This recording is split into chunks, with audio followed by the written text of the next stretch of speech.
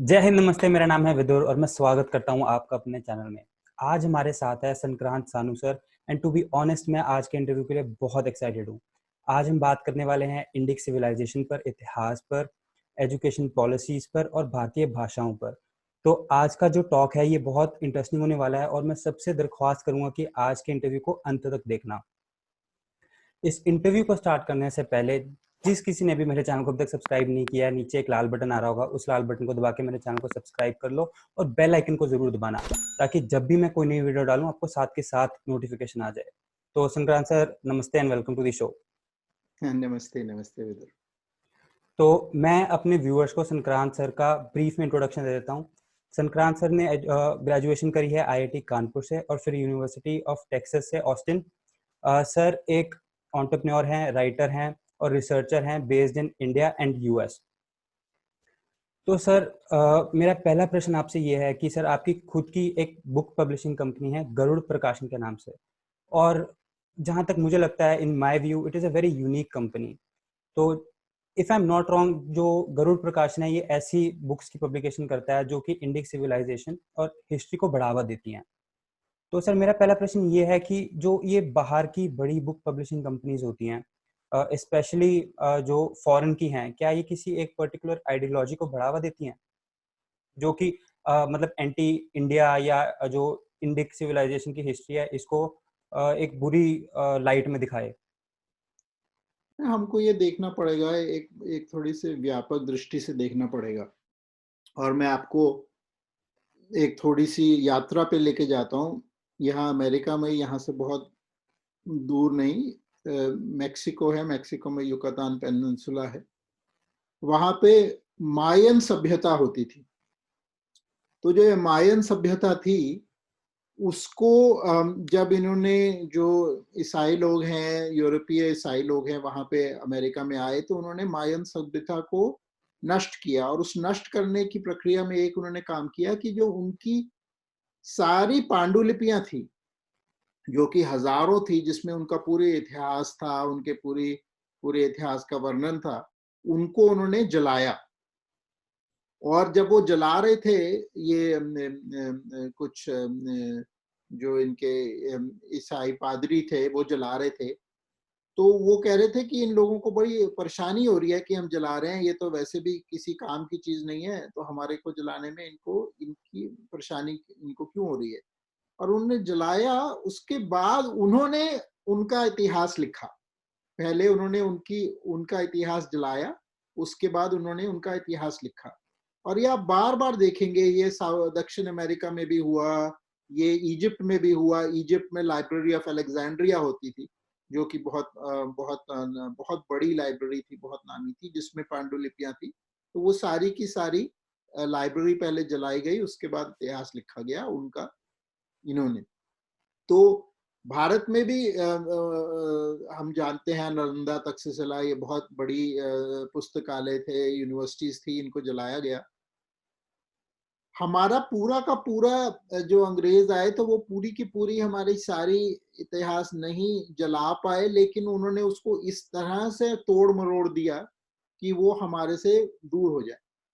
तो लंबी कहानी इसलिए सुना रहा हूं कि जो आपने, जिसको आपने पहरेदार बना दिया है, अभी क्या है कि बाहर की जो ये है पब्लिशिंग कंपनीज हैं, प्रकाशन घर हैं, ये नहीं है कि वो 100% आपके विरुद्ध ही लिखेंगी या वही पुस्तकें लाएंगी, लेकिन गेटकीपर वो हो गए हैं। गेटकीपर, आपने उसको गेट की चाबी उनको दे दी, कौन अंदर आएगा कौन नहीं अंदर आएगा वो डिटरमिन कर रहे हैं। यानी कि वो पुस्तक एक छाप भी देंगे आपके पक्ष में, लेकिन वो 9 पुस्तकें आपके विरुद्ध छाप देंगे। तो एक उन्होंने आपके पक्ष में छाप दी, तो आपने कह दिया नहीं नहीं, ये तो देखो कर रहे हैं ये काम। लेकिन उन्होंने जो अपनी पूरी की पूरी जो कहानी है वो उन्होंने अपने ढंग से रखी है। और गेटकीपर वो रहेंगे। हम उसको अर्जी देते रहेंगे भी हमारी बुक कर दो, हमारी बुक कर दो, लेकिन हमने चाबी उनको दे दी है। तो इसलिए गरुड़ का महत्व था कि जो सभ्यता, जो संस्कृति अपनी कहानियां अपने तौर से, अपनी अपनी वैल्यूज के हिसाब से नहीं कर पाएगा, तो वो सभ्यता आगे नहीं चलेगी। और हमारी सभ्यता तो खासकर एक ऐसी रही है जो कि हम जिसका ट्रांसमिशन ही कहानियों के द्वारा होता है। तो गरुड़ को आरंभ करने का, उसको उसको स्थापित करने का एक ही मकसद था कि हम जो गेटकीपर्स हैं, वो उसकी चाबी किसी और को ना दें। जो फॉरेन कंपनी है, चाहे उनके इंडियन रिप्रेजेंटेटिव है, उनकी हमेशा दृष्टि वो रहेगी और हमको अपने दृष्टिकोण लाना है, क्योंकि हमारी अभी दृष्टि बदल गई है। तो अपनी दृष्टिकोण हम कैसे लेकर आए और उस दृष्टिकोण से लिखी हुई पुस्तकें कैसे लेके आए, जो कि भारत में डूबी हुई हैं, भारत से निकली हैं, भारत की सोच है। और वो भारत की सोच ये नहीं है कि भारतीयों को ही होती है। जैसे आपको पता होगा, हमारी मरिया वर्थ की पुस्तक है जो कि बहुत लोकप्रिय हुई है, थैंक यू इंडिया। तो मरिया वर्थ भारतीयता में डूबी हुई है। ये नहीं, उनकी हमको चमड़ी से कोई लेना देना नहीं है, उनके उससे कोई लेना देना नहीं है। जो भारतीयता में डूबा हुआ है उसको हम आकर लेकर आए। तो सर, जब आपने मेरे को ये गेट कीपिंग वाली बात आपने बात कही गेट कीपिंग वाली, मेरे दिमाग में एक और चीज़ आई कि ये तो हो गई किताब प्रकाशन की बात। सर, एक और चीज़ है कि जो जैसे हम देखते हैं हमारी एंटरटेनमेंट कंपनीज भी हैं जो ये वीडियो बेस्ड हैं, जैसे आप मान लीजिए नेटफ्लिक्स है, चाहे अमेजॉन प्राइम है, हॉटस्टार भी अब बाहर की कंपनी ओन करती है, डिज्नी ओन करती है। तो क्या ये सेम चीज़ें हमें इन वीडियो बेस्ड एंटरटेनमेंट कंपनीज में भी देखने को मिलती है कि ये अपना ही एजेंडा एक पुश करेंगे और जो इंडिक सिविलाइजेशन होगी उसको एक बुरी लाइट में दिखाएंगे? बिल्कुल, बिल्कुल। तो उसमें क्या है ना कि जैसे मैं कह रहा हूँ, अच्छी या बुरी लाइट का भी सवाल नहीं है। वो बुरी लाइट में अवश्य दिखाएँगे, लेकिन वो अच्छी लाइट में भी अगर दिखाते हैं, लेकिन चाबी उन्हीं के पास रहेगी। यानी कि वो क्या करेंगे ना कि एक उन्होंने कोई किसी ने इनमें से किसी ने अच्छा वो कर दिया, तो हम कहेंगे नहीं, नहीं, देखो, देखो, आप तो क्या कह रहे हो कि बुरी लाइट में दिखा रहे हैं, देखो कितना अच्छा इन्होंने किया है। लेकिन चाबी उन्हीं के पास है फिर भी। तो हमको हमको उसके बेस पे जाना है। बेस पे जाना है कि और अगर आपने देखोगे, चाइना ने ऐसा बिल्कुल नहीं होने दिया। आज आप इसको सिर्फ वीडियो और उसको पुस्तकों को नहीं छोड़ो, जो एकेडमिक नैरेटिव है, जो पूरी दुनिया में एकेडमिक नैरेटिव है चाइना का, वो चाइना कंट्रोल करता है। पूरी दुनिया में इस्लाम का जो एकेडमिक नैरेटिव है, वो इस्लामिक कंट्रोल में है। लेकिन पूरी दुनिया में जो हिंदू पक्ष का नैरेटिव है, भारतीय पक्ष का नैरेटिव है, वो पूरा का पूरा हमारे कंट्रोल में नहीं है। जो पूरे के पूरी अमेरिका के अंदर भी, मैंने इस पे बहुत लिखा हुआ है, आप शायद जानते होंगे, हिंदुइज्म स्टडीज पे लिखा हुआ है, इंडियन स्टडीज पे लिखा हुआ है। वो लगभग पूरा का पूरा ना कि हम उनके कंट्रोल में है। जो हमारे से यहाँ पे जाते हैं, भारतीय भी वहां पे जाते हैं, वो भी उस दृष्टिकोण के हैं जो वो उन्हीं का पक्ष ले रहे हैं। यानी कि हमारे हमारे इंडिया स्टडीज भी हमारे कंट्रोल में नहीं है, बाकी तो आप छोड़ दो। तो सर, हमें ना थोड़ा मैं खुद इस चीज़ में बहुत इंटरेस्टेड हूँ कि आप हमें थोड़ा बुक पब्लिशिंग प्रोसेस के बारे में बताएं। तो जैसे ठीक है। हमारे पास जैसे एक बुक आती है, तो वो क्या हम मतलब अगर जैसे मैं कोई बुक पढ़ता हूँ तो मेरे दिमाग में ये आता है कि यार इस ऑथर ने बुक लिखी है, वो मैन्युस्क्रिप्ट लेके पब्लिशिंग हाउस के पास गया होगा और पब्लिशर ने वो बुक छाप दी। क्या ये सही है? और जो मैन्युस्क्रिप्ट होती है, जो उसमें पब्लिशिंग हाउस के पास कितनी मैनिपुलेशन पावर होती है, और जो उसके एडिटर्स हैं बुक के, वो क्या जो उसका पूरा सेंस है, क्या वो उसको तोड़ मरोड़ देते हैं? और अगर ऐसा होता है, क्या आपके पास कोई ऐसा केस आया है, आपकी कोई केस स्टडी है आपके पास ऐसी? नहीं, दो तीन पक्ष होते हैं विदुर। जैसे कि मैंने अपनी एक वैसे मेरी पहले एक जो इन्वेडिंग द सीक्रेट बुक है, जो राजीव मल्होत्रा के साथ की थी, वो इन्होंने रूपा ने छापी थी। लेकिन मैंने एक बहुत मेन स्ट्रीम पब्लिशिंग हाउस को एक अपना मैंने एक नॉवल लिखा। वो नॉवल अभी रिलीज नहीं हुआ है, तो मैं अब पब्लिशर अपने गरुड़ को अप्लाई करने वाला हूँ उस नॉवल के रिलीज के लिए, देखो वो होता है। लेकिन वो मैंने पहले एक मेन स्ट्रीम पब्लिशिंग हाउस को दिया इंडिया में। और वो नॉवल क्या है कि उस वो 11वीं सदी में है, जब ये इन्वेजन हो रही थी भारत में, उसकी वो कहानी है। और वो मैंने उसका जो वास्तविकता है वो दिखाई हुई है। लेकिन वो नॉवल सब मेन स्ट्रीम पब्लिशिंग हाउस के लिए ज्यादा गर्म था, तो वो उसको उसको छूने के लिए वो तैयार नहीं थे। तो उन्होंने उनको उसको रिजेक्ट कर दिया। तो पब्लिशिंग प्रोसेस में क्या होता है कि आप मैन्युस्क्रिप्ट लेके पब्लिशर के पास जाते हो, और फिर वो पब्लिशर कहता है कि उसको उसको करना है, नहीं करना है।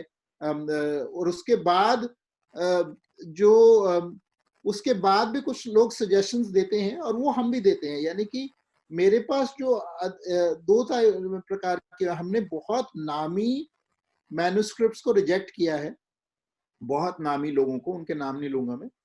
लेकिन जो इंडिया के टॉप लोगों में से आप सोच लो, जर्नलिस्ट को हमने रिजेक्ट किया है, टीवी स्टार्स को हमने रिजेक्ट किया है, क्योंकि जो मैन्युस्क्रिप्ट है वो मेरे हिसाब से वो पूरी भारतीय दृष्टिकोण को समझ नहीं पाई है। और अगर उसको हम करेंगे तो उससे जो पूरे के पूरा ये जो चल रहा है कॉलोनियलिज्म का जो सिलसिला चल रहा है, जिससे सबसे बड़ा जो कॉलोनियलिज्म में परेशानी क्या हुई कि हम अपनी सभ्यता को अपनी आंखों से देखना छूट गया हमारा। हम जब आज जाति की भी बात करते हैं और चीजों की भी बात करते हैं, वो हमने उनके चश्मे पहन लिए हैं और उनके चश्मों से हम अपने समाज को देख रहे हैं। तो एक हमारी पूरी की पूरी जो हमारी मंशा रही है गरुड़ में कि हम उसको आगे लाएं जो कि अपने चश्मों से, अपनी आंखों से हमारे समाज को देख रहा है। किसी को पाश्चात्य वहां पे बताने के लिए नहीं, उनके लिए हमको डांस ड्रामा करने के लिए नहीं, हम अच्छे हैं बुरे हैं वो कुछ नहीं, हम अपनी दृष्टि से अपने आप को समझे।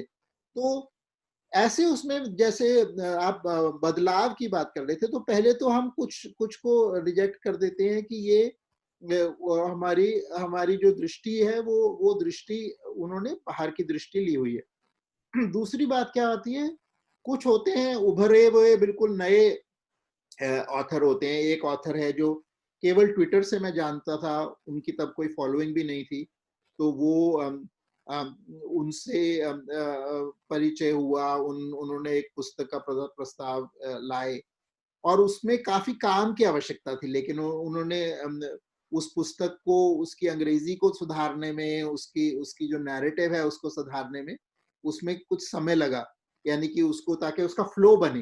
तो उस प्रकार के सुधार हम हर उसमें करते हैं।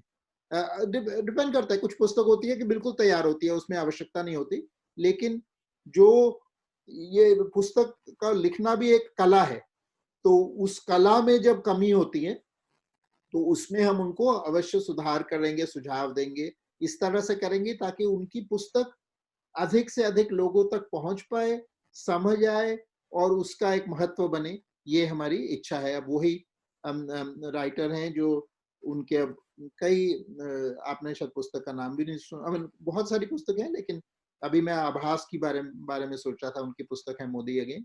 तो वो पुस्तक बहुत लोकप्रिय हुई बाद में और अब वो बहुत स्टार बन गए हैं, तो उससे हमारे को बहुत खुशी होती है कि गरुड़ का काम ही ये है कि जो अपनी सोच रख रहे हैं, जो अपनी दृष्टि से देख रहे हैं, उनको स्टार बनाएं। तो जब वो स्टार कोई बनता है तो हमारे को लगता है कि हमारा काम वो हो गया। अब उनको मोदी जी ट्विटर पे फॉलो भी कर रहे हैं, तो बहुत एक एक जो जो जिनका जिनके बारे में कोई नहीं जानता था, वो बहुत बड़े स्टार बन गए। हम गरुड़ का पूरा यही काम है कि हम और स्टार्स को ऐसे लेकर आए, उनको उभारें और उनको बड़ा बनाएं। ये अलग बात है कि कुछ हमारे पास हम कृपा से और जो पहले से ही स्टार्स थे, जैसे कि जनरल जीडी बख्शी हैं या अभी एच सी वर्मा की बहुत बड़ी पुस्तक आ रही है। एच सी वर्मा का तो नाम सभी लोगों को सुना है। तो ऐसे लोग भी जुड़े हुए हैं जो पहले से ही स्टार थे, उनको हम स्टार क्या बनाएंगे, लेकिन उन्होंने हमारे को आशीर्वाद दिया, कहा कि हम आपके प्रकाशन घर से लाएंगे क्योंकि वो हमारी सोच से मिलते हैं। तो सर यहाँ पे मैं जीडी बख्शी सर की बुक खरीद चुका हूँ, अभी मैं सैफरन स्वॉर्ड्स पढ़ रहा हूँ। और आपने आभास सर की बात करी, वो लेटेस्ट जो आज वीडियो मैंने डाली है अपने चैनल पे, वो आभास सर के साथ ही थी। और अब आते हैं अगली चीज़ पर, जो कि है, क्योंकि हम बुक्स की बात कर रहे हैं तो अब हम मोदी जी की बात करते हैं।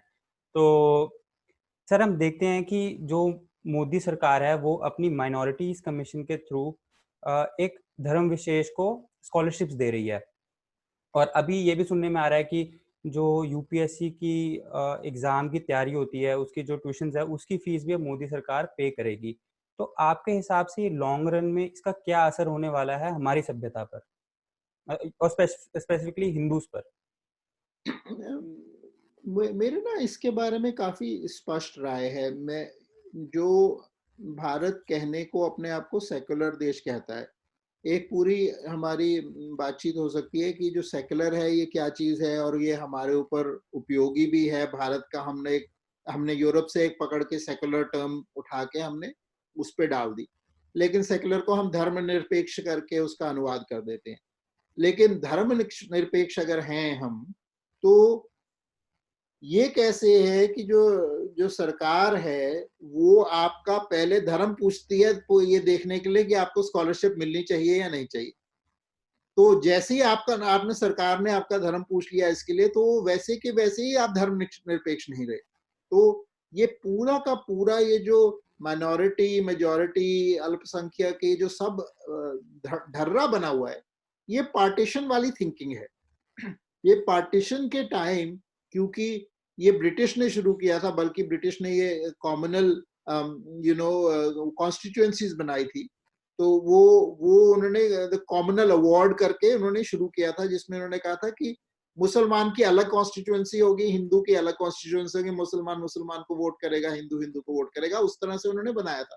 उनका ये डिवाइड एंड रूल की पॉलिसी थी। तो उसके बाद ये पूरा जो माइनॉरिटी कौन है, अल्पसंख्यक कौन है, उसका डिस्कोर्स शुरू हुआ। और फिर कांग्रेस ने बहुत कोशिश की ये करने की, नहीं नहीं हम तो सबको साथ लेके चल रहे हैं, माइनॉरिटी का बहुत ध्यान रखेंगे, ये वो। उसके बाद फिर पार्टीशन हुआ। पार्टीशन के बाद भी ये जो माइनॉरिटी वाली थिंकिंग है, ये हमारे कॉन्स्टिट्यूशन में भी एम्बेडेड है और ये हमारी पॉलिटिकल सोच में भी एम्बेडेड है। और किसी देश में इस प्रकार की रिलीजियस माइनॉरिटी को लेकर इस प्रकार की स्कीम्स किसी भी सेकुलर देश में और में नहीं। हमने क्या सोच लिया कि माइनॉरिटी के लिए स्पेशल कुछ बनाना सेकुलरिज्म है, जबकि सेकुलरिज्म उससे विपरीत है। सेकुलरिज्म कहता है कि कोई भी, हम धर्म के आधार पर कोई भेदभाव नहीं करेंगे, चाहे माइनॉरिटी के नाम पे करो चाहे मेजॉरिटी के नाम पे करो, भेदभाव तो आप कर रहे हो ना। तो जैसे ही आप भेदभाव कर रहे हो तो आपके धर्मनिरपेक्ष नहीं रहे। तो इसका बहुत ही दूर तक हमारे को इसमें हानि होने वाली है। एक तो इसलिए, और मैं उस तरह से बोल रहा हूं कि आपने बहुत लोगों को देखा होगा, कुछ सेकुलर कैंप में भी बहुत लोग देखेंगे, वो कहेंगे कि हमारा तो, हम तो सभी धर्म को मानते हैं।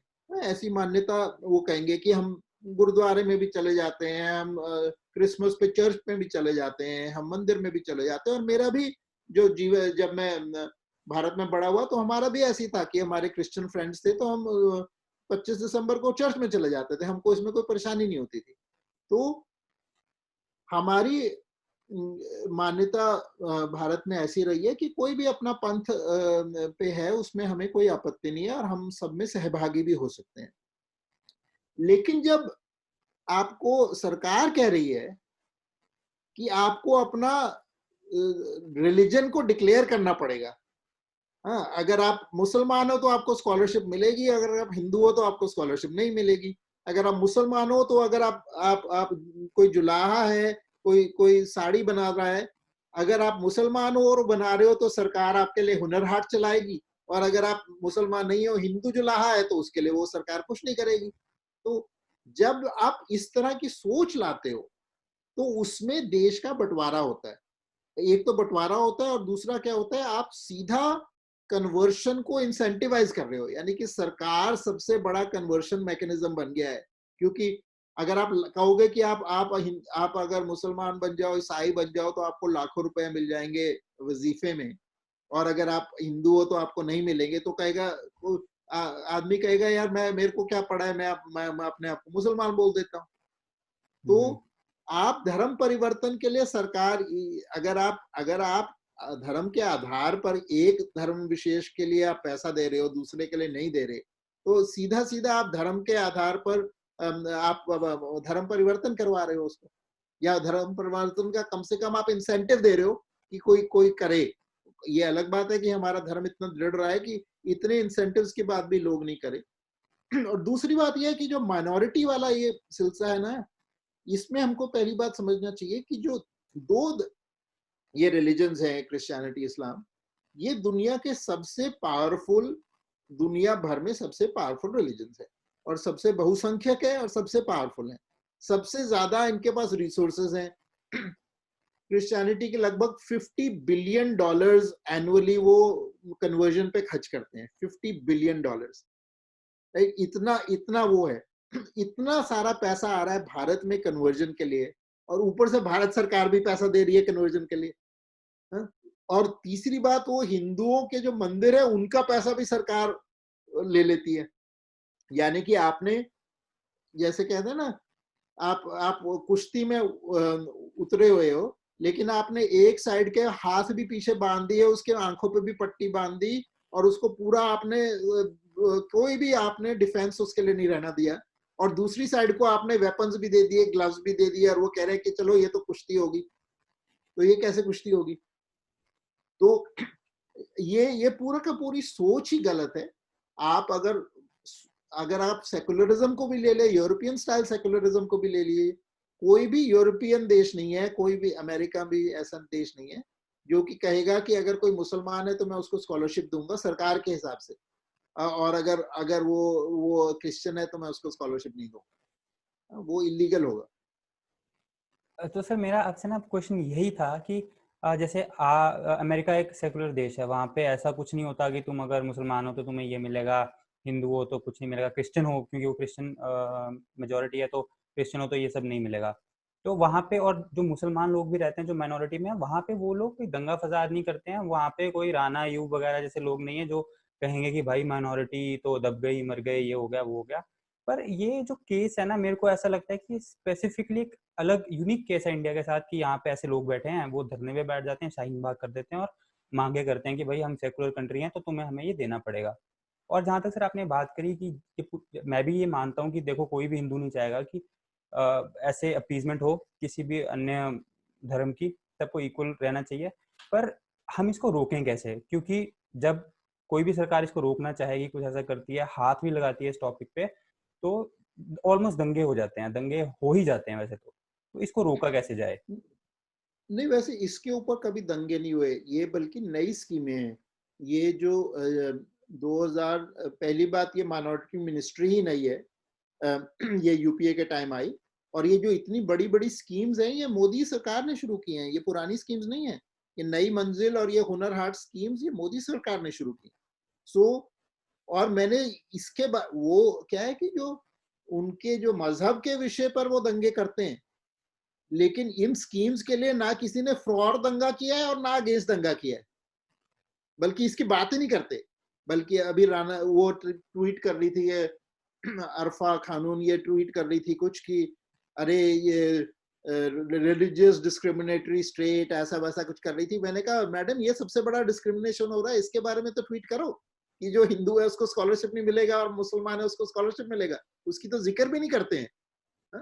तो इसके ऊपर कोई दंगा नहीं कर रहा है कि हमारे को स्कॉलरशिप दो या हमारे को वो करो, ये सरकार अपने आप ही कर रही है, बिना बिना बिना किसी डिमांड के और बिना किसी उसके।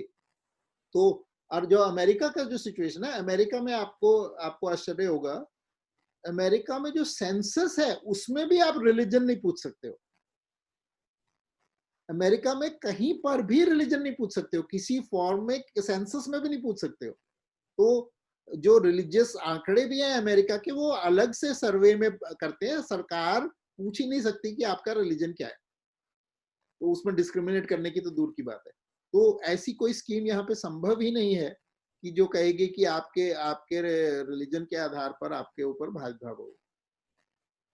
तो सर फिर इसका इलाज क्या है? ये मतलब ये पहले नहीं थी, मोदी सरकार एक जो हम कह सकते हैं कि हिंदू, क्या कहने को हिंदू एक मतलब प्रो हिंदू गवर्नमेंट है, वो अगर ये सब कर रही है तो ये कौन रोकेगा और ये कैसे रोका जाएगा? इलाज बहुत सिंपल है।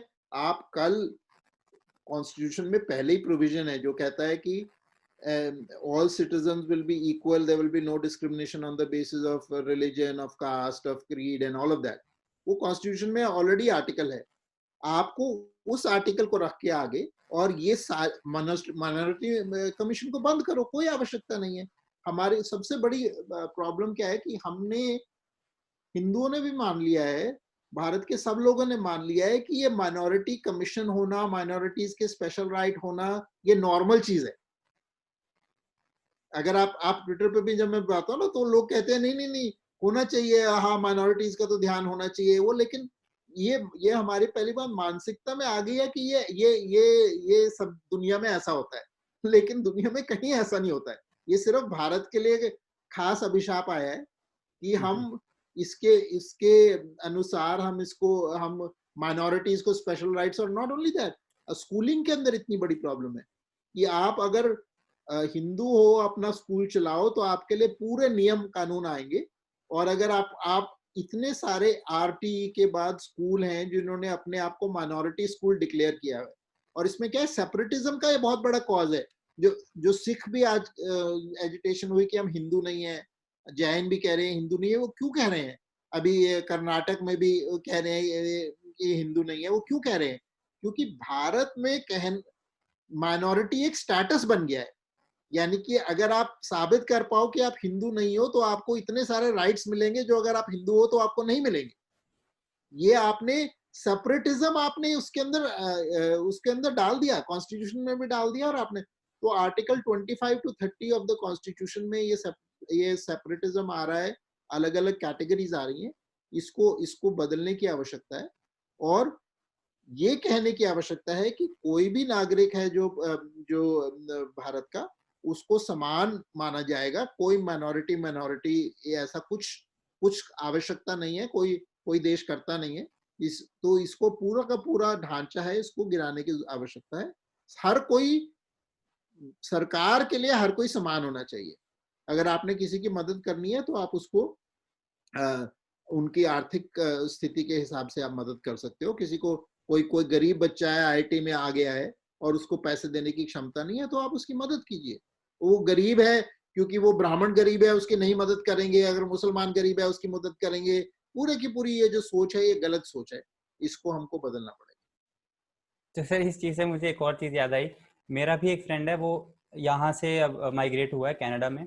तो जब ये सब हो रहा था, ये माइनॉरिटीज़ कमीशन नई नई स्कीम जा रही थी, तो हमारी ऐसे बात चल रही थी। तो मैंने उसे कहा कि ये गलत है। वो खुद एक माइनॉरिटी से बिलोंग करता है। तो उसने कहा कि नहीं नहीं, ऐसा नहीं है, ये माइनॉरिटी कमीशन होनी चाहिए, माइनॉरिटीज़ को स्पेशल ट्रीटमेंट मिलना चाहिए। तो मेरा भी उसी से यही सवाल था कि भाई तू कनाडा में रहता है, तेरे को कुछ मिलता है? तो उसने कहा कि नहीं। मैं कहा, फिर कहते हैं नहीं, यहाँ पे हम तो डेवलप कंट्री हैं, इंडिया भी डेवलपिंग है, तो वहाँ पे माइनॉरिटीज को अपीजमेंट करनी चाहिए, उनको स्पेशल राइट्स देने चाहिए। तो इस पे आपका क्या ख्याल है? नहीं, उसमें डेवलप और डेवलपिंग से क्या लेना देना है, बल्कि आप ये जो माइनॉरिटी का कॉल है, ये भारत को तोड़ने की शक्तियों का ही काम है। और इसमें अगर आप जो डेटा देखेंगे, उसमें डेटा बड़ा मजेदार है। जैसे कि आज इन्होंने क्या किया है, ये जो नई मंजिल स्कॉलरशिप है, इसमें इन्होंने कहा कि प्रोपोर्शन ऑफ पॉपुलेशन के हिसाब से ये स्कॉलरशिप बांटी जाएंगी। तो इसमें दो मजेदार बात आते हैं। अगर प्रोपोर्शन ऑफ पॉपुलेशन के हिसाब से स्कॉलरशिप बांटी जाएंगी, तो हिंदुओं ने क्या गुनाह किया है? हिंदुओं की भी प्रोपोर्शन ऑफ पॉपुलेशन लो। लेकिन सिर्फ माइनॉरिटीज के with in proportion of population देख रहे हैं। यानी कि क्यों किया उन्होंने? क्योंकि वो चाह रहे थे कि अधिकतर स्कॉलरशिप मुसलमानों को जाए और नंबर 2 क्रिश्चियंस को जाए। ठीक है, तो आप सभी लोगों को स्कॉलरशिप आए, मेरे को कोई आपत्ति नहीं है। मुसलमानों को भी मिलनी चाहिए, ईसाइयों को भी मिलनी चाहिए, सिखों को भी मिलनी चाहिए, हिंदुओं को भी मिलनी चाहिए। लेकिन आपने क्या किया? सिर्फ हिंदुओं को उसमें से बाहर निकाल लिया कि हिंदुओं को छोड़कर बाकी सबको हम प्रोपोर्शन ऑफ पॉपुलेशन में स्कॉलरशिप्स देंगे। तो ये बिल्कुल गलत है। तो उसमें ये डेवलप्ड होने का कोई, डेवलप या डेवलपिंग होने का कोई उसमें वो सवाल नहीं है। हर कोई देश इसमें, अगर आप डेवलपिंग देश हो, बल्कि उसके अंदर आपको ब्रेकिंग इंडिया फोर्सेस या ये इनको अलग आबाद की तरह ले जाने के लिए और प्रेशर है। तो उसमें हमको एकजुट होना ज्यादा आवश्यक है। सरकार को सबको, आपको मैं एक उदाहरण देता हूं। कोई अगर मुसलमान है, वो चाहे भी कि वो कहे कि मैं बिलीव नहीं करता, अब मैं छोड़ रहा हूं, ठीक है। लेकिन अगर वो कहें कि सरकार कह रही है तुम्हारे बच्चों को मुसलमान के नाम पे स्कॉलरशिप मिलेगा, तो वो कहेगा नहीं, मैं तो मुसलमान हूं, स्कॉलरशिप कौन छोड़ेगा? राइट। तो हमको ये अलग अलग लोगों को, और दूसरी मजेदार बात है, इन्होंने सचार कमीशन रिपोर्ट बनाई। वो रिपोर्ट ही बहुत फ्रॉडुलेंट है, उसके बारे में मैं और विस्तार से हम बात करेंगे। लेकिन उसमें एक मजेदार बात है, उन्होंने धर्म के आधार पर आंकड़े किए कि भी ये मुसलमान की ये है और ये इनकी ये है, ऐसे करके किए। मुसलमानों पे ही थी वो रिपोर्ट। लेकिन आपने 20 करोड़, 25 करोड़, 30 करोड़ जितने भी मुसलमान हैं, उनके आपने बीच में कुछ नहीं देखा कि भी शिया कितना ले रहे हैं, सुन्नी कितना ले रहे हैं, जो ये अजलफ होते हैं और ये होते हैं, अपर कास्ट मुस्लिम को कितना है, लोअर कास्ट मुस्लिम को कितना है, उसकी आपने डिवीजन क्यों नहीं देखी? अगर आपको आइडेंटिटी बेस्ड डेवलपमेंट पे इतना ज्यादा आपकी वो है, अगर आप 20 करोड़ लोगों को, 25 करोड़ लोगों को आप एक आइडेंटिटी कैसे दे सकते हो? ये तो बहुत सारे देशों की जनसंख्या से ज्यादा लोग हैं। अगर आपने आइडेंटिटी बेस करना है तो आप ये भी देखो कि अहमदिया को कितना मिल रहा है, शिया को कितना मिल रहा है, सुन्नी को कितना मिल रहा है, ये अजलफ को कितना मिल रहा है, अशरफ को कितना मिल रहा है, ये सारा का सारा देखो फिर। ये एक आपने सिर्फ हिंदू मुस्लिम क्यों कॉमनलाइज किया है? तो ये बहुत ही क्या कह रहे हैं, षड्यंत्र के हिसाब से है। सचार कमीशन का जो राजेंद्र सचार है, वो गुलाम नबी फाई का जो आईएसआई नेटवर्क था, उसमें उसको आमंत्रित किया जाता था। ये पूरा का पूरा ये गुट है जो लेफ्ट और इस्लामिस्ट, उसका वो एंटी इंडिया बयान देते थे वहां पे जाकर अमेरिका के अंदर। फाइनली गुलाम नबी फाई पकड़ा गया as an ISI conduit of funds. तो ये पूरा का पूरा ब्रेकिंग इंडिया है, लेकिन मेरे को ताज्जुब है कि ये बीजेपी उसको रिपोर्ट को पकड़ के उसको इम्प्लीमेंट कर रही है। ये यूपीएससी का भी उस रिपोर्ट से आ रहा है। तो आपने उस रिपोर्ट को पकड़ लिया जो कि भारत के पक्ष में नहीं है, जो कि तोड़ती है भारत को, धर्म के आधार पर तोड़ती है, लोगों को एक धर्म से दूसरे धर्म में लड़ाती है। लेकिन आपने उस रिपोर्ट को आप इम्प्लीमेंट कर रहे हो भाजपा सरकार होके। ये मेरे को बहुत दुख हुआ, बहुत दुख हुआ, क्योंकि सबसे पहले भाजपा कहती रही है, क्या कहते हैं, अपीजमेंट नहीं करेंगे, है ना। तो वो सारा का सारा सूडो सेक्युलरिज्म और अपीजमेंट का जो नारा लगाती रही है सरकार, वो वही सूडो सेक्युलरिज्म और अपीजमेंट कर रही है जिसके लिए वो लड़ी थी, जिसके खिलाफ वो लड़ी। सर, क्योंकि आपने एजुकेशन पॉलिसी रिफॉर्म पर बहुत काम किया है, तो मेरा अगला सवाल इस पर है कि जो अभी की हमारी एजुकेशन पॉलिसी है, उसमें क्या होता है कि जो हमारी खुद की इंडिक सिविलाइजेशन है, जो सभ्यता है, जो कि दुनिया की सबसे पुरानी सभ्यता है, इसके बारे में हमें ऐसे हल्के में बताया जाता है कि ज़्यादा कुछ नहीं बताया जाता। कभी हमें महान राजाओं जैसे छत्रपति शिवाजी महाराज या सुहेल देव थे, उनके बारे में नहीं बताया जाता। जो बंगाल की पुरानी कम्युनिस्ट सरकार थी, उसमें तो यहाँ तक कहा था कि जो मुस्लिम इन्वेजन हुई हैं, उनके बारे में किताबों में बच्चों को कुछ नहीं पढ़ाया जाएगा, इसको अच्छी लाइट में दिखाया जाएगा। तो सर, इस पे आपका क्या ख्याल है, और ये मतलब ये लोग ऐसा करते क्यों हैं कि ये जो भारत का सुनहरा इतिहास है उसको छुपाना, दबाना क्यों चाहते हैं? इसके ना दो कारण है। जो सारा का सारा एकेडमिक टिल्ट है, उसका वो इस तरह से चल रहा है कि जो कुछ भी आप, जो हिंदू पक्ष है उसके बारे में कुछ आप पॉजिटिव बात ना बोलो, और अगर बाकी सबके बारे में आप पॉजिटिव चीजें बोलो, ये उनकी टेम्पलेट है।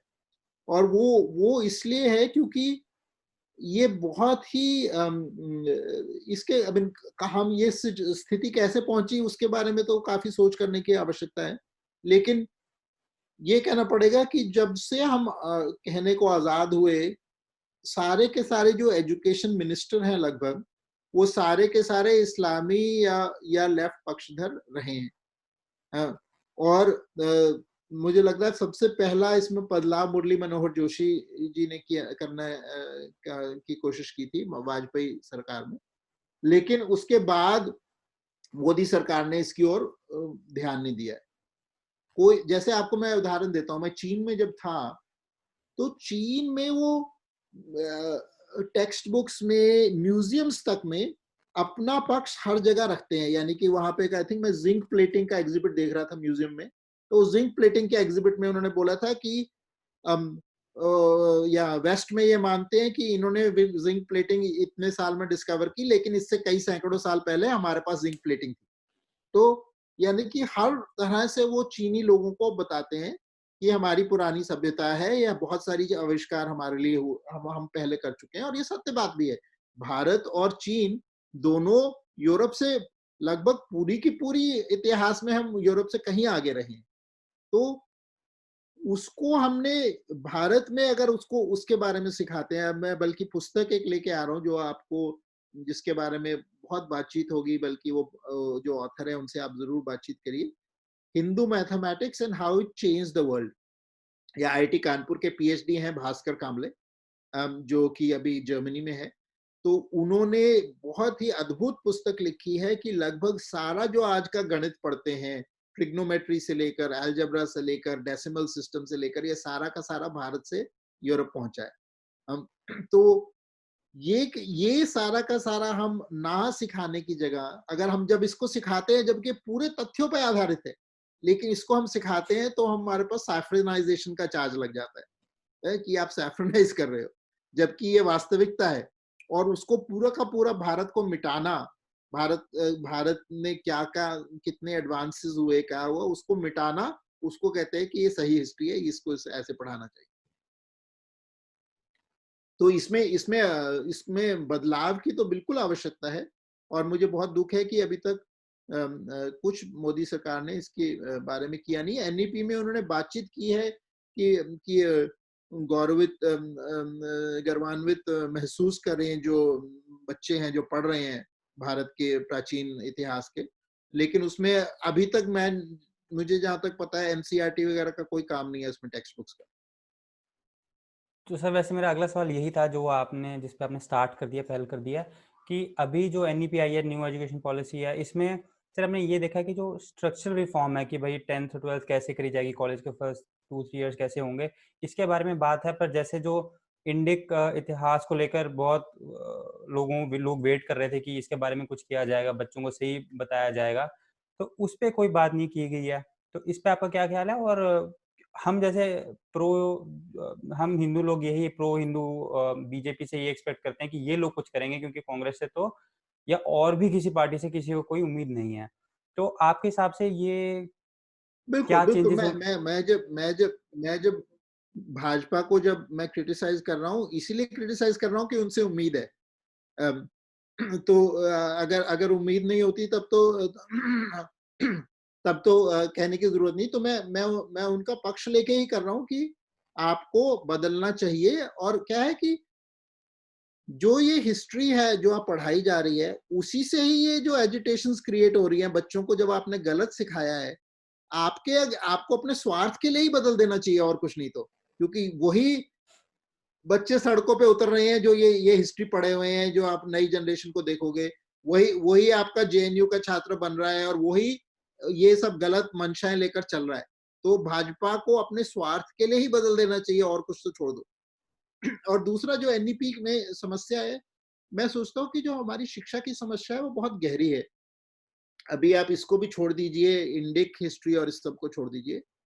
आज समस्या क्या है, मैं आपको उदाहरण देता हूँ। मैंने एक बीसीए की लड़की का इंटरव्यू लिया, आपने शायद वो ट्विटर में शायद भी पढ़ा होगा। बीसीए की उसने 15 साल की स्कूलिंग की है, यानी कि 12 साल वो स्कूल में पढ़ी है, 3 साल वो कॉलेज में पढ़ी है। 15 साल की स्कूलिंग में उसने कुछ नहीं सीखा है। उसको बीसीए करने के बाद उसको एक कंप्यूटर को ऑन करके उसके अंदर एक प्रोग्राम लिखना नहीं आता। तो मैं कह रहा हूँ कि अगर आपने इसी तरह की शिक्षा देनी है जो कि किसी के काम की नहीं है, तो आप उसको 5+3+5 2 कर दोगे या ये कर दोगे, वो कर दोगे, कुछ उसमें कुछ अंतर नहीं पड़ने वाला, है ना? आप उसको जो भी उसको फॉर्मूला करते रहोगे, जब तक आपने शिक्षा की ओर देखा नहीं है कि ये शिक्षा किसी काम की है। और मैं एक और उदाहरण देता हूँ इसमें। हमारी जो पुरानी शिक्षा थी, उसमें क्या होता था कि मैं पूरे जाति और व्यवस्था के बारे में नहीं बोलूंगा, लेकिन एक उदाहरण देता हूँ कि हमारी एक चटियार जाति थी जो कि मर्चेंट बैंकर्स थे। इनका banking network imperial bank of London से बड़ा था 1700 में, और अंतरराष्ट्रीय नेटवर्क था। आप साउथ अफ्रीका में हुंडी ले जाके इंडोनेशिया में आप कैश कर सकते थे। तो इतना बड़ा नेटवर्क था। 6 साल की उम्र में बच्चा कंपाउंड इंटरेस्ट टेबल सीख लेता था मेंटली करना घर में। 12 साल की उम्र में वो असिस्टेंट मैनेजर बन जाता था बैंक के अंदर, और 15 से 16 साल की उम्र में उसकी शादी हो जाती थी और वो पूरा का पूरा बैंक मैनेजर बन जाता था। यानी कि इतनी क्षमता थी कि 16 साल की उम्र में पूरा इंडिपेंडेंट बैंक मैनेजर बन के एक नई बस्ती में जाकर वो बैंक एस्टैब्लिश कर देता। तो अब हमने क्या किया, हम कहते हैं कि 10 साल पढ़ लेता है बच्चा तो किसी काम का नहीं है, चलो 10+2 कर लो। 12 साल 18 साल का हो गया, 12 साल 12वीं पास कर ली, लेकिन वो किसी काम का नहीं है, उसने कुछ भी सीखा नहीं है जिससे वो उपयोग कर पाए। तो कहते हैं बेटा चल तू बीए कर ले, ठीक है, वो बीए भी कर लेगा, बीए में भी वो कुछ सीखेगा नहीं। तो यानी कि आपने 15 साल की पढ़ाई जब कर ली, उसके 15 साल की पढ़ाई के बाद आप उतने ही नालायक हो जो आपने, जितने आपने तीसरी या चौथी में आपने जो सिर्फ जो आपने थोड़ी गणित सीख ली थी और थोड़ी लिखाई सीख ली थी, उतना ही आप आपका पूरी एजुकेशन में आप सीखे हो। उसके बाद आपने कुछ और सीखा नहीं। सीखा तो उल्टा ही सीखा है, सीखा तो यही सीखा है कि ये हिंदू कितने खराब थे, देश कितना खराब था, सीखा तो इतना ही सीखा है। यानी कि आपने किसी भी उपयोगी चीज नहीं सीखी है आपने पूरी की पूरी अपनी शिक्षा में, उसको हमको देखना है। सर इतना ब्रूटली इसको डाइसेक्ट करना मैंने आज तक किसी और को नहीं देखा। जो आपने कहा मैं भी उससे सहमत हूँ। और से एक और मतलब मैंने आज बहुत अच्छी चीज, अच्छी भी नहीं, बहुत हैरान कर देने वाली चीज पढ़ी इंडियन हिस्ट्री के बारे में, कि आपने भी शायद देखा हो उसको, कि अशोका ने ऐसा कहा जाता था कि जब कलिंगा का वॉर हुआ उसके बाद अशोका ने इतना ब्लड बाथ देख के, इतना खून खराबा देख के वो बुद्धिस्ट में कन्वर्ट हो गए और उन्होंने कहा कि ये हिंदुज्म में ये सब होता है तो मैं बुद्धिस्ट बनूंगा। पर अब पता चल रहा है कि वो अपने फोर्थ किंग बनने के 4th ईयर में बुद्धिस्ट कन्वर्ट हो गए थे और उन्होंने 8th ईयर में कलिंगा वॉर करा था।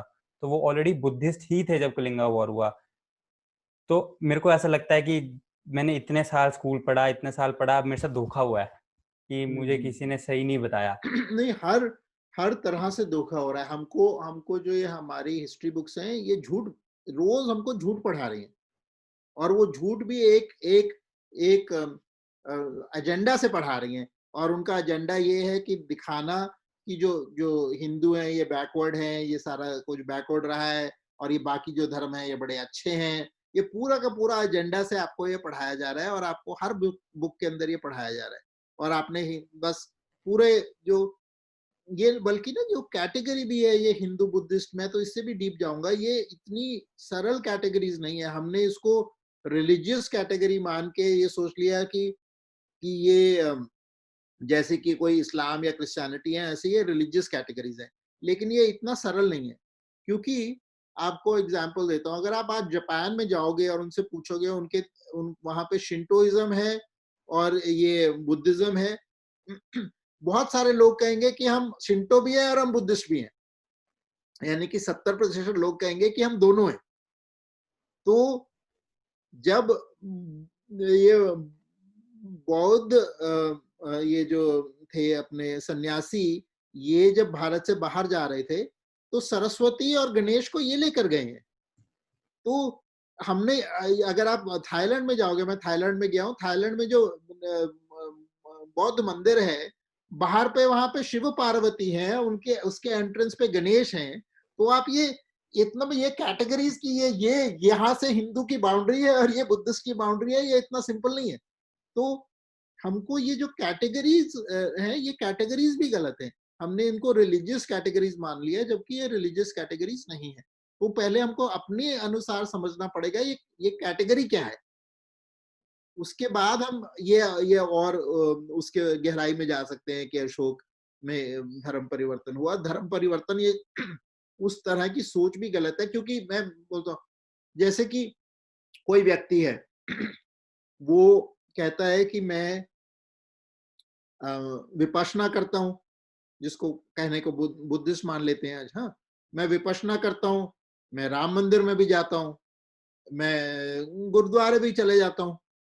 ठीक है, तो ये उसको धर्म परिवर्तन करने की आवश्यकता है विपश्यना करने के लिए, या वो विपश्यना वैसे भी कर सकते हैं। तो ये सोच की ये आपको बाउंड्री बन जाती है, जिसमें आप ये कर सकते हो और ये नहीं कर सकते, वो सोच भी हमारी नहीं है। तो हमको एक और लेवल पर जाना पड़ेगा। इसको अगर हमने डीकोलोनाइज करना है, तो डीकोलोनाइजेशन का हमको एक और लेवल करना चाहिए। और जैसे कि बाल गंगाधर है, जिनको मैं बहुत मानता हूँ, जो बेल्जियम में प्रोफेसर हैं, उन्होंने कहा है कि रिलीजन जैसी चीज ही इंडिया में नहीं थी कभी। तो ये रिलीजन का आइडिया भारत पे लगाना ही गलत सोच है। अगर रिलीजन नहीं था तो रिलीजियस कॉन्फ्लिक्ट भी नहीं था। यानी कि there is no such thing as a Hindu Buddhist religious conflict since religion does not exist, है हम्म। ना? अगर रिलीजन ही नहीं है तो रिलीजियस कॉन्फ्लिक्ट कैसे होगा? तो कॉन्फ्लिक्ट, ये नहीं मैं कह रहा कि कोई कॉन्फ्लिक्ट नहीं था, लेकिन उस कॉन्फ्लिक्ट को हमको अलग दृष्टिकोण से समझना पड़ेगा, रिलीजियस कॉन्फ्लिक्ट के दृष्टिकोण से नहीं हम उसको समझ सकते।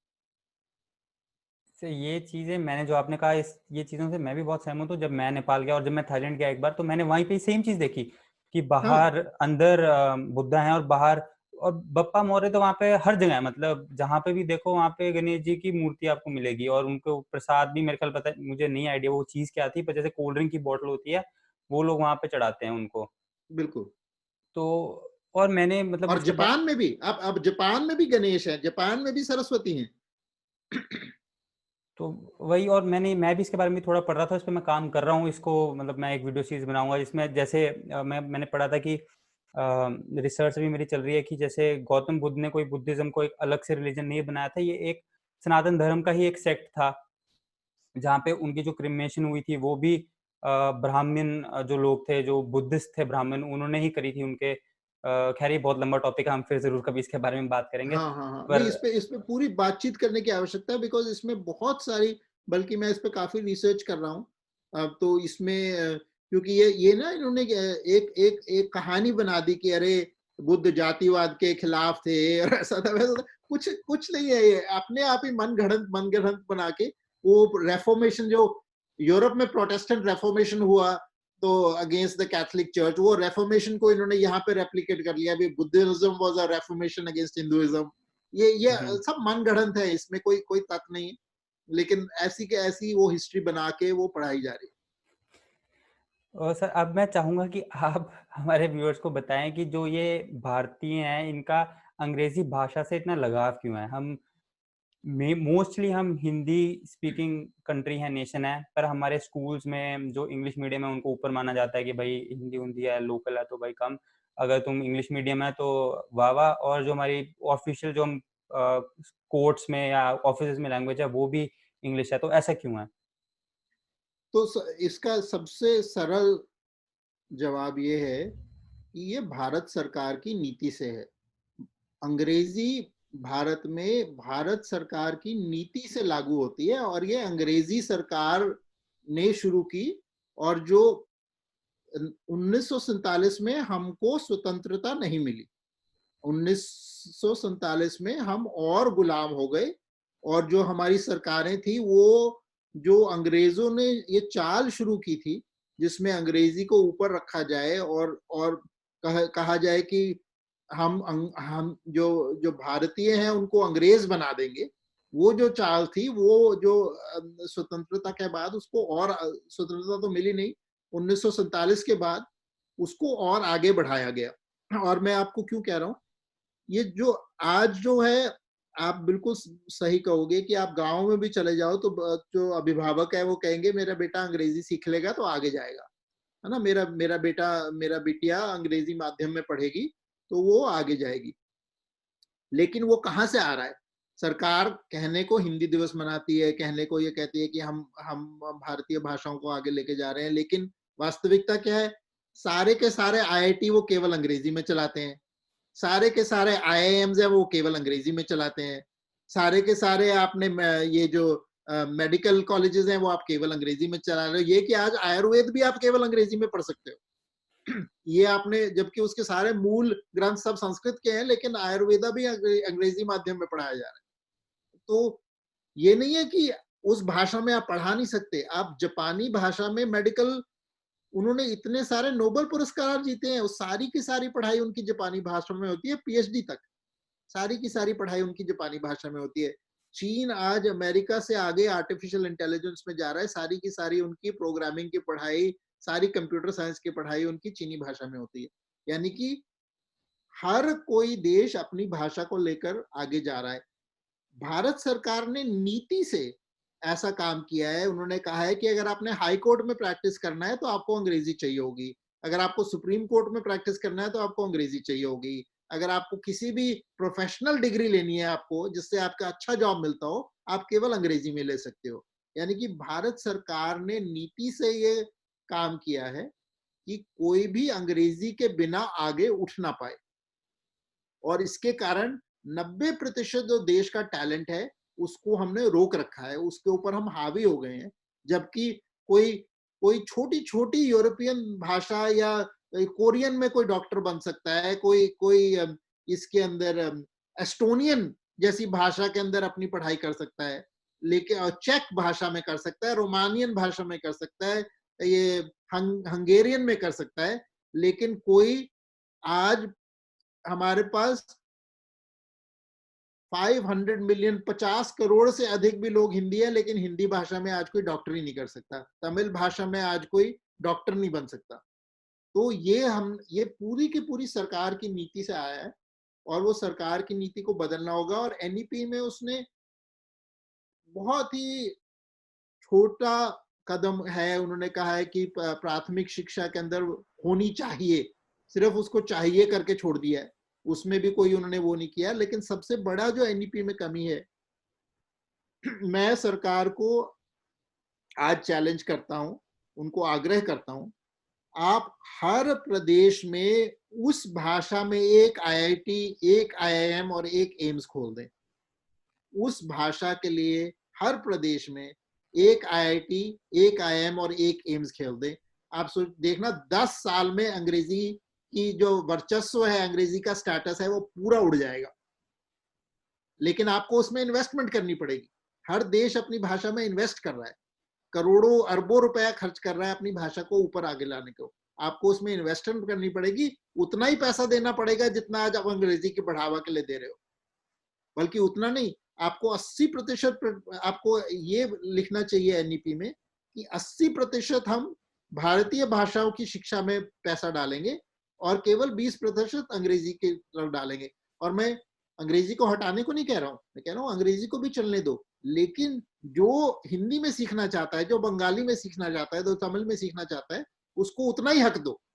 अगर एक बार उतना हक दे दोगे तो ये अंग्रेजी वाले गायब हो जाएंगे। ये क्योंकि सारी की सारी वैज्ञानिक शोध ये बताती है कि जो बच्चा अपनी मातृभाषा में जितनी जल्दी सीखता है और जितना बुद्धि का विकास उसको अपनी मातृभाषा में हो सकता है, दूसरी भाषा में कभी होता नहीं है। लेकिन आपने उस बच्चे को अवसर ही नहीं दिया कि वो अपनी भाषा में सीख पाए। आपने उसको अवसर ही नहीं दिया कि अब वो आईआईटी में चले जाए, पूरी की पूरी आईआईटी की पढ़ाई अपनी भाषा में कर ले। आपने उसको अवसर ही नहीं दिया कि वो मेडिकल का डॉक्टर बन जाए, हिंदी के अंदर, गुजराती के अंदर, बंगाली में, मलयालम में, तमिल में, कन्नड़ में। तो ये समस्या है। तो पर इसके साथ मेरे को लगता है जो इन्वेस्टमेंट है, इसके अलावा भी एक बात है, जब हम ऐसे बात करते हैं कि अंग्रेजी को जैसे खत्म नहीं करना है पर हमें अपनी जो मातृभाषा है इसको बढ़ावा देना है, तो जब ऐसी कोई बात आती है तो हमने अक्सर देखा है कि लोग कहते हैं अरे तुम तो पिछड़ी हुई बातें कर रहे हो, हम फॉरवर्ड जाने की जगह बैकवर्ड जा रहे हो। फिर ऐसे जो स्टार्स हैं, वीरदास वगैरह, जो ये लोग हैं जिनकी काफी रीच है, ये भी लोग कहते हैं कि नहीं हम आगे जाना चाहते हैं, this is a world language, जो अंग्रेजी है ये वर्ल्ड लैंग्वेज है। और जब हम बात करते हैं कि जो भारत है उसमें इतनी सारी भाषाएं हैं, तो जो हमारी एक यूनिफाइंग लैंग्वेज इसको कह देते हैं ये अंग्रेजी है। तो मेरा इस पे एक थोड़ा लंबा क्वेश्चन है, वो ये है कि जब हम बात करते हैं कि हमारी जो यूनिफाइंग लैंग्वेज है ये अंग्रेजी है, पर जब अभी पीछे कुछ देर पहले एक सिर्फ न्यूज आई थी, कहीं पे कुछ नहीं आया, सिर्फ एक न्यूज आई कि हिंदी को राष्ट्रीय भाषा घोषित कर दिया जाएगा। तो हमने देखा कि स्पेशली साउथ में कमल हसन जैसे पॉलिटिशियंस थे, इन्होंने काफी गंदे इन्होंने इंटरव्यूज दिए और उन्होंने ये कहा कि हम ऐसा नहीं होने देंगे। तो सर अगर हमें भारत की समृद्धि चाहिए तो क्या कौन सी भाषा ज्यादा अच्छी है? क्या वो नेशनल लैंग्वेज एक होनी चाहिए जैसे हिंदी होनी चाहिए, क्या वो रीजनल लैंग्वेजेस होनी चाहिए, या वो अंग्रेजी होनी चाहिए, कीपिंग तो इन तो माइंड कि दो दो दो यू नो दो बातें हमें समझ लेना चाहिए। एक तो कोई भी देश दुनिया में अपनी भाषा को छोड़कर समृद्ध नहीं हुआ है। यानी कि मेरी पुस्तक है जो अंग्रेजी माध्यम का भ्रमजाल, आपने आपने शायद देखी होगी, पुस्तक है इंग्लिश मीडियम मिथ, अंग्रेजी माध्यम का भ्रमजाल। और मैं स्वयं 50 देशों में जा चुका हूँ। मैं स्वयं 50 देशों में जा चुका हूँ। बहुत सारे देशों में मैं जाके देखा है, समझा है किस तरह से लोग कार्य कर रहे हैं। कोई भी देश अपनी भाषा को छोड़कर समृद्ध नहीं हुआ है। अगर आप 20 सबसे अमीर देश देख लीजिए जीडीपी पर कैपिटा में, ये मैंने टेबल लगाया हुआ है, बल्कि अभी वांगचुक जो है उन्होंने उस टेबल को ट्वीट किया, उस पर वीडियो बनाया। तो 20 सबसे समृद्ध देश देख लीजिए, 20 के 20 अपनी भाषा का प्रयोग करते हैं। उच्च शिक्षा में, व्यवसाय में, विज्ञान में, इंजीनियरिंग में, मेडिकल में, सबके सब देश अपनी अपनी भाषा के आधार पर अड़ रहे हैं। तो सबसे बड़ा भ्रम ये है कि डेवलपमेंट अंग्रेजी से डेवलपमेंट होगी, जबकि ये बिल्कुल विपरीत है। अंग्रेजी डेवलपमेंट में सबसे बड़ी बाधा है। क्यों बाधा है? क्योंकि डेवलपमेंट का आधार क्या है? डेवलपमेंट का आधार आज टेक्नोलॉजी है। चाइना क्यों आगे इतना जा रहा है? टेक्नोलॉजी के आधार पर जा रहा है। जापान क्यों इतना आगे गया है? अंग्रेजी के आधार पर जापान गया है। जापान में तो मानते हैं कि दुनिया में सबसे खराब अंग्रेजी जापानियों की है, लेकिन जापान सबसे डेवलप देशों में अंग्रेजी के आधार पे। तो जो कह रहे हैं कि अंग्रेजी डेवलपमेंट का रास्ता है, उन्होंने और जो कह रहे हैं वैश्विक भाषा है, उन्होंने ना तो विश्व को देखा है, ना उन्होंने किसी जो डेवलपमेंट है उसको समझा है। तो डेवलपमेंट का बहुत सिंपल आपको समझाता हूँ। आज डेवलपमेंट का आधार टेक्नोलॉजी है। हर देश टेक्नोलॉजी अपनी भाषा में सीख रहा है। क्यों सीख रहा है? क्योंकि जो बच्चा अपनी भाषा में सीखता है उसको ज्यादा समझ आता है, वो ज्यादा आगे जाता है। तो कल की दुनिया, अंग्रेजी पिछड़ेपन की भाषा है भारत की। क्यों पिछड़ेपन की भाषा है? क्योंकि आपने अंग्रेजी की बाधा बना दी। कह रहे हो कि आप टेक्नोलॉजी सीख नहीं सकते जब तक आप अंग्रेजी नहीं सीखोगे। यानी कि आपने 90% भारत को टेक्नोलॉजी से दूर कर दिया। अगर आपने 90% भारत को टेक्नोलॉजी से दूर कर दिया तो भारत का कैसा विकास होगा? जबकि बाकी कोई देश ऐसा नहीं कर रहा। बाकी कोई देश नहीं कह रहा कि आपको पहले दूसरी भाषा सीखनी पड़ेगी टेक्नोलॉजी को समझने के लिए। तो और दूसरा है कि अगर आप साइंटिफिक स्टडीज भी देख लीजिए, ये तेलुगु भाषीय बच्चों की इन्होंने स्टडी की, जिसमें उन्होंने 8वीं क्लास के बच्चों को टेस्ट किया। कुछ आधे बच्चों को उन्होंने देखा जो तेलुगु माध्यम में पढ़ रहे थे, आधे जो अंग्रेजी माध्यम में पढ़ रहे थे। जो तेलुगु माध्यम में पढ़ रहे थे उनकी मैथ और साइंस की समझ अंग्रेजी माध्यम में पढ़ने वाले बच्चों से कहीं आगे थी। यानी कि अब आपको सवाल पूछना है, आज की दुनिया में आपको सक्सेसफुल होने के लिए मैथ और साइंस की समझ चाहिए या आपको अंग्रेजी चाहिए? भारत ने ये मान लिया है कि अंग्रेजी चाहिए, लेकिन दुनिया का सारा उदाहरण कहती है कि मैथ एंड साइंस चाहिए। क्योंकि जो भी देश हैं जो मैथ एंड साइंस में आगे हैं, उनको अंग्रेजी कुछ भी ना आती हो, वो आज डेवलपमेंट कर रहे हैं। और तीसरी बात, आज जो अंग्रेजी का उपयोग हो भी रहा है वैश्विक स्तर पे, क्योंकि मैं भी बहुत घूमा हूं, मैं भी अंग्रेजी का प्रयोग करता हूँ। किसमें होता है कि जैसे टूरिज्म के लिए बहुत लाइट वेट जो पर्पस है, उसके लिए आप अंग्रेजी, आप वीसा दिखाते हो, पासपोर्ट वहां पे जब देश में जाते हो तो आप अक्सर अंग्रेजी में बात कर लेते हो। कुछ आपको इस बहुत हल्की तरह से अंग्रेजी का आप प्रयोग कर लेते हो, ठीक है। वो भी, उस प्रयोग के लिए भी अंग्रेजी का का प्रयोग कम होने वाला है। क्यों कम होने वाला है? 10 साल में मशीनी अनुवाद इस स्तर पे पहुंच जाएगा कि आप जापान में जाके भोजपुरी बोलोगे तो उनको जापानी सुनेगी, और वो जापानी बोलेंगे तो आपके कानों में भोजपुरी सुनेगी। यानी कि आपको पर्यटन के लिए, आपको दुनिया में घूमने के लिए भी आपको अंग्रेजी का बिल्कुल प्रयोग चाहिए नहीं होगा। तो अंग्रेजी कल की कहानी है। जो अंग्रेजी के पीछे पड़े हुए हैं वो पिछड़ेपन में फंसे हुए हैं। और मातृभाषा उन्नति का आधार है, क्योंकि हर देश ये दिखाता है, दुनिया के किसी देश का उदाहरण देखो कि उसने अपनी मातृभाषा के आधार पर ही उन्नति की। और सर फिर मैं फिर से आपका जो ये पर्सपेक्टिव है से बिल्कुल एग्री करता हूँ, और मतलब बड़ा प्रोफाउंड आपने ये आज बात बताई है। और दूसरी चीज़ सर ये कि क्योंकि भारत इतना डाइवर्स नेशन है, यहाँ पे जो यूनिफाइंग लैंग्वेज होगी वो क्या होगी? क्योंकि अगर कोई हिंदी को सजेस्ट करता है तो लोग ये बहुत अच्छा सवाल है। आपका दूसरा सवाल था, एक बात हमको पूछनी चाहिए, जब अंग्रेज नहीं थे तो हम आपस में बात नहीं करते थे क्या? अंग्रेज जब नहीं थे तो हमारी क्या यूनिफाइंग लैंग्वेज थी? हम कैसे एक बात करते थे एक दूसरे से? आज भी मैं यहाँ पे वाराणसी में था कुंभ के लिए, और उसमें जो ये प्रवासी भारतीय दिवस भी था, उसमें गया था, तो मंदिर में गया। आज भी आप पाओगे कि जो हिंदू मंदिर है उसके अंदर कन्नड़ में, तमिल में, मलयालम में, उसमें सारी की सारी आपकी जो विधि है वो उन्होंने समझाई हुई थी। यानी कि हमेशा हमारा देश बहुभाषीय रहा है। इसमें कोई भी समस्या नहीं है। बल्कि एक और मैं पढ़ रहा था, शायद कुछ कह रहे थे कि जो कुछ तमिल के लोग थे, मैं उसका रेफरेंस अभी भूल रहा हूँ, वो शिवाजी को चिट्ठी लिख रहे हैं, वो कौन सी भाषा में चिट्ठी लिख रहे हैं, वो सब वो सारा का सारा आप देखोगे तो एक और भाषा थी जो तमिल और मराठी के बीच में है, उसका प्रयोग करके वो पत्र व्यवहार कर रहे हैं, और वो दोनों दोनों प्रकार से समझ रहे हैं। यानी कि हमारा देश हमेशा बहुभाषीय रहा है, कभी भी हमारा देश एक भाषीय नहीं रहा है। और ये हमारी, और हमको यूरोपियन नेशनलिज्म के हिसाब से जाने की जरूरत नहीं है, क्योंकि यूरोप के अंदर नेशनलिज्म था कि people speaking one language, having one culture. हमारा कल्चर कभी भी एक भाषीय नहीं रहा है, मल्टी लैंग्वेज रहा है, और हम बहुत खुशी से मल्टीलिंगुअल हैं, उसमें कोई परेशानी नहीं, बहुभाषीय हैं। और दूसरी बात, लिंक लैंग्वेज की बात होती है, तो भारत की एकेडमिक लेवल पर लिंक लैंग्वेज हमेशा संस्कृत रही है। 200 साल पहले, 200 साल तो छोड़ दो, 100 साल पहले भी आप देखोगे, 100 नहीं 150 साल पहले अगर आप देखोगे, तो जो ब्रिटिश लोग हैं वो भी जब एकेडमिक डिबेट्स कर रहे हैं इंडिया में आकर, तो कुछ ब्रिटिश लोग संस्कृत सीख रहे हैं एकेडमिक डिबेट्स करने के लिए पंडितों के साथ। यानी कि 150 साल पहले भी हमारी एकेडमिक लैंग्वेज भारत में संस्कृत थी। तो आपने, और संस्कृत भाषा सब भाषाओं से, भारत की भाषाओं से जुड़ी हुई है।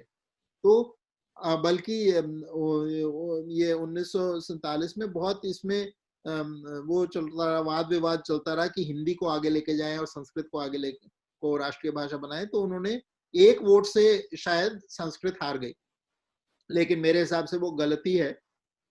हिंदी को हमको लागू करने की आवश्यकता नहीं है। लेकिन जो मेरी भाषा नीति है वो कह रही है कि ये लिंक लैंग्वेज डिबेट को छोड़ दो। 20 साल तक मेरे को लिंक लैंग्वेज के लिए डिबेट करने की आवश्यकता नहीं है। लिंक लैंग्वेज की हमको कोई आवश्यकता नहीं है। भारतीय हमेशा बात करते रहे हैं, अंग्रेजी से पहले भी बात करते रहे थे, अंग्रेजी के बाद भी बात करते रहे हैं, उसमें कोई समस्या नहीं है। समस्या ये है, हमको आधार क्या होना चाहिए कि हर बात बच्चा अपनी मातृभाषा में उच्च से उच्च शिक्षा ग्रहण कर पाए।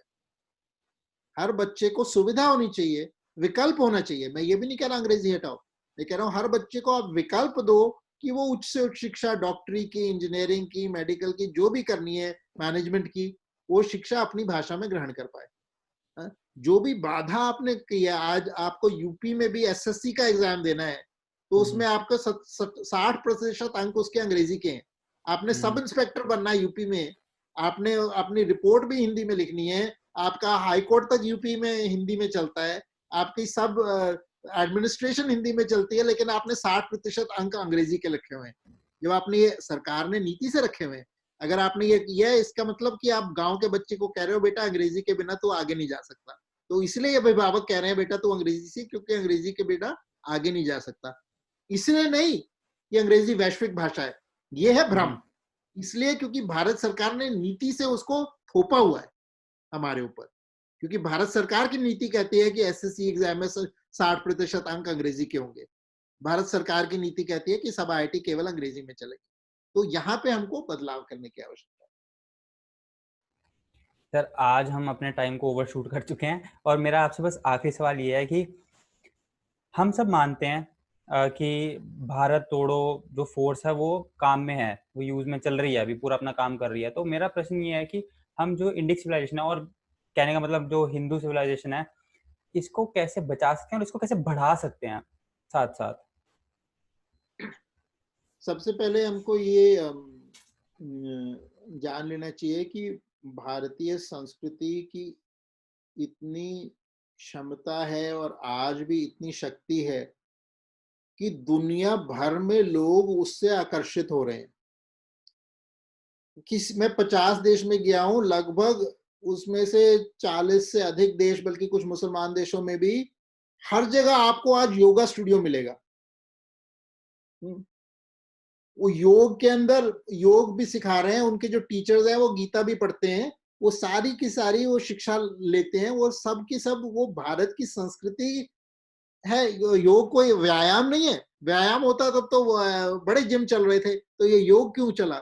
इसलिए चला क्योंकि वो एक जो क्या है ना, हमारी हमारी जो पूरी की पूरी यात्रा है, जीवन यात्रा है, उसका एक आधार है योग। तो मेरी बिटिया जो कि सैन फ्रांसिस्को में रहती है, उसके उसकी बड़ी मज़ेदार कहानी है। वो यहाँ पे कुछ 3 सप्ताह के लिए कैंप में एक आई इंडिया में, जिसमें सारे मॉडर्न इंडियन लोग बच्चे थे, कुछ 20-22 साल के। तो उसको बहुत आश्चर्य हुआ और उसने कहा कि ये सब बच्चों को भारतीय संस्कृति के बारे में कुछ पता नहीं है, और जो मेरे सैन फ्रांसिस्को के व्हाइट दोस्त हैं उनको ज़्यादा पता है। वो इसमें डूबे हुए हैं। कह रहे सैन फ्रांसिस्को में तो भारतीय संस्कृति के आधार पर ही सारी जो सबसे प्रोग्रेसिव है और जो सबसे कटिंग एज आइडियाज है, वो सब के सब भारत, सब लोग ध्यान कर रहे हैं, सब लोग योग कर रहे हैं, सब लोग इसकी ओर जा रहे हैं। और ये जो भारत के लोग हैं कि ये पिछड़े इसलिए है क्योंकि अपनी संस्कृति को छोड़ रहे हैं। तो पिछड़ापन हमारी संस्कृति को छोड़ने से आ रहा है, और जो सब दुनिया के सबसे ज्यादा प्रोग्रेस है, वो लोग जो जो अमीर से अमीर हो जाता है, वो वापस ध्यान और योग पर ही लौटता है। यानी कि हमको अपनी संस्कृति को डरने की और बचाने की कोई आवश्यकता नहीं है। हम दुनिया के सबसे उच्च ज्ञान के वारिस हैं। हम हमारी धरोहर है कि हमारे जो पूर्वज थे, उन्होंने इतनी गहरी दृष्टि से मनोविज्ञान को समझा, जो जो क्या कह रहे हैं, किस तरह से आनंद की ओर जाएं उसको समझा, और पूरी की पूरी दुनिया इसी की खोज में है, किस तरह से आनंद की ओर जाएं। और जितना जितना हम उसको समझते हैं और दुनिया में कोई नहीं समझता। तो हमको इस एकदम भरोसे से और एकदम संकल्प से चलना चाहिए कि हमारे को कुछ घबराने की कोई आवश्यकता नहीं है, लेकिन हमको अपनी धरोहर को समझने की आवश्यकता है, ताकि हम दुनिया का कल्याण कर पाए, लोक कल्याण कर पाए, जो कि हमारी दृष्टिकोण रहा है। सर लास्ट, अब हम अपनी धरोहर को कैसे समझेंगे, क्योंकि मैं आपको इसका एक एग्जांपल देता हूँ।